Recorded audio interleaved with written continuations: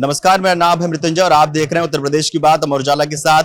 UP कितना सक्षम हुआ है जानते जानते हम आगरा पहुंचे हैं और इस वक्त हम मौजूद हैं आगरा में, उस जगह जहां 1854 में एसएन मेडिकल कॉलेज बना था, एसएन मेडिकल स्कूल बना था। 1854 से लेकर अब तक जिन मूलभूत सुविधाओं का, स्वास्थ्य सेवाओं का जहां अभाव था, जो चीजें यहां नहीं थी, जो आधुनिक इलाज यहां नहीं हो पाता था, वो अब यहां शुरू हुआ है और किस तरह से यहाँ इलाज किया जा रहा है। यहाँ के प्रिंसिपल से जानेंगे, डॉक्टर्स से जानेंगे, यहाँ आए जो मरीज हैं उनके साथ में जो तीमारदार आए हैं उनसे भी जानने की कोशिश करेंगे कि पहले किस तरह से इलाज होता था और अब किस तरह से इलाज हो रहा है। यूपी कैसे और कितना सक्षम हो रहा है, चलिए बात करते हैं, जानते हैं, समझते हैं।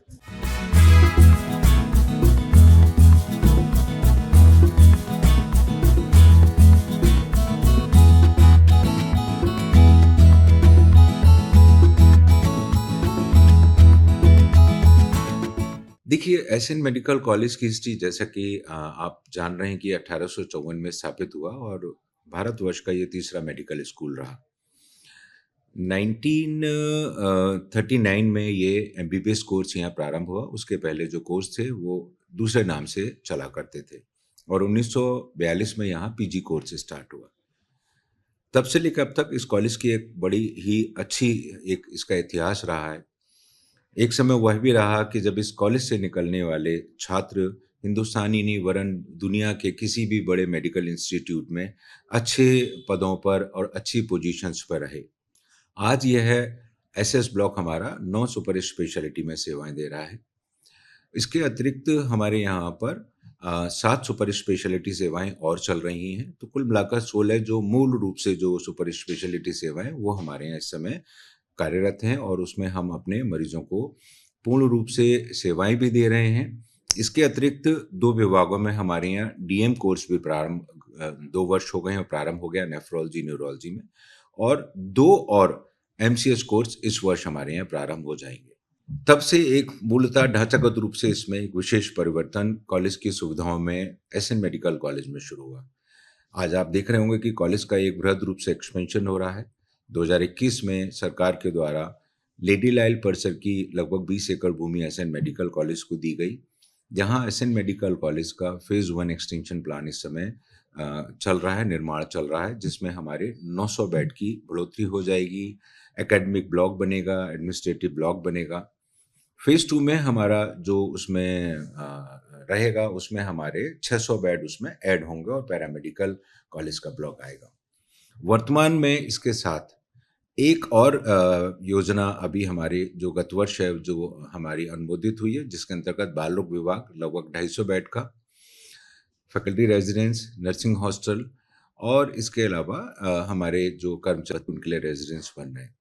देखिए, चूंकि ये कॉलेज बहुत पुराना है, समय का एक चक्र होता है, एक साइकिल चलती है किसी भी संस्थान के अंदर, तो एक समय थोड़ा स्टैग्नेशन रहा इस कॉलेज में। अगर मैं वर्तमान सरकार के बारे में बात करूं कि इस सरकार के अंतर्गत जो पिछले लगभग 10 वर्षों में जो हम देख रहे हैं, सरकार की योजनाएं आम जनता को बेहतर स्वास्थ्य सुविधाएं उपलब्ध कराने को लेकर के बहुत ज़्यादा सक्रिय रही है। अगर आप देखें तो केंद्र और राज्य सरकार की एक योजना जो रही कि प्रत्येक जिले में एक मेडिकल कॉलेज की, 1 डिस्ट्रिक्ट 1 मेडिकल कॉलेज, आज करते करते हमारे यहाँ इस समय 42 मेडिकल कॉलेज इस समय उत्तर प्रदेश में चालू हैं और बाकी के विभिन्न जिलों में मेडिकल कॉलेज के बनाने के संदर्भ में कार्य चल रहा है। तो यह सरकार की योजना ही है कि हम चिकित्सा शिक्षा और चिकित्सा स्वास्थ्य दोनों स्तर पर अपने जो आम जनता है उनको और हमारे जो भावी चिकित्सक उनको बेहतर हम चिकित्सा शिक्षा दे पाएं। तो मुझे लगता है ये गुणात्मक परिवर्तन इससे पहले देखने को नहीं मिला। यह एक बहुत बड़ा सकारात्मक परिवर्तन है। मैं ये कह सकता हूँ कि इस समय जिस प्रकार से कार्य चिकित्सा शिक्षा और चिकित्सा स्वास्थ्य में चल रहा है, ऐसा हमने शायद पहले कभी नहीं देखा। देखिए, कार्डियक सर्जरी के रिगार्डिंग अगर हम बात करें तो यहाँ पर जितनी भी वस्कुलर सर्जरीज होती हैं और जितनी भी हार्ट से रिलेटेड सर्जरीज होती हैं वो सब चालू हो चुकी हैं और इससे रिलेटेड जितनी भी मशीनों की ज़रूरत है बाईपास सर्जरी करने के लिए या हार्ट के वाल्व की सर्जरी करने के लिए, वो अपने मेडिकल कॉलेज में सब उपलब्ध हैं। देखा जाए तो ओपीडी में कम से कम 40 से 50 मरीज़ की ओपीडी होती है डेली और अभी भी आप देख रहे होंगे कि पूरा सिटी बस ICU लगभग भरा हुआ है। पहले भी बढ़िया हो रहा था, अभी बढ़िया हो रहा है, सब सुविधाएं मिल रही हैं अभी भी। हाँ, काफ़ी बदलाव हुआ है। हाँ, इलाज अच्छा हो रहा है। पहले भी थी, आज से 8 महीने पहले ऑपरेशन करवा चुकी हूँ अपने हस्बैंड का रक्षाबंधन पे। और अब भी मैं करवाने आई हूँ। अब भी प्रॉब्लम वही है, उनके दर्द हो रहा है हार्ट में। ठीक है, और हार्ट डिपार्टमेंट भी अच्छे से बोल रहा है सब में। पापा को पेट की दिक्कत थी, हार्ट की दिक्कत है, पेंटिटाइटेड है। काफ़ी सुना था इनके बारे में, मगर अब जब से इम्प्रूव हुआ है काफ़ी फ़ायदा हुआ है। ऐसी कोई दिक्कत नहीं है कि डॉक्टर टाइम पे नहीं आ रहे या कोई नर्स का कोई दिक्कत है, ऐसा कुछ नहीं। काफ़ी पहले लगता था कि जो गरीबों की सेवा नहीं हो पाती थी, अब काफ़ी जैसे आयुष्मान कार्ड वगैरह हैं, काफ़ी यहाँ असाध्य कार्ड वगैरह हैं जिनके पास इलाज के लिए पैसे नहीं रहते हैं। काफ़ी लोग मतलब मदद मिलती है गवर्नमेंट से काफ़ी। देखिए, ये तो सबको पता है कि जिस तरह से समय जा रहा है तो हार्ट की बीमारियां बहुत ज़्यादा बढ़ती चली जा रही हैं और हार्ट अटैक्स भी बहुत ज़्यादा होते जा रहे हैं। तो अब इसमें क्या रहता है कि हार्ट अटैक किसी को पड़ता है अगर, तो जितना जल्दी से जल्दी उसका इलाज हो सकता है, उसको मिल जाए, उतना उसके लिए बेहतर रहता है। हम मान के चलते हैं टाइम इज़ मसल, तो जितना जल्दी हम हार्ट की जो नसें हैं उसको खोल सकते हैं, उतना हार्ट का मसल मास बच जाएगा और उतनी उसकी ज़िंदगी बेहतर और उसकी शैली बेटर रहेगी। कैथ लैब एक ऐसे मशीन्स रहती हैं जहाँ पर हम डाई के ज़रिए देखते हैं कि कहाँ पर ब्लॉकेजेस हैं और कहाँ पे नसें खुली हुई हैं।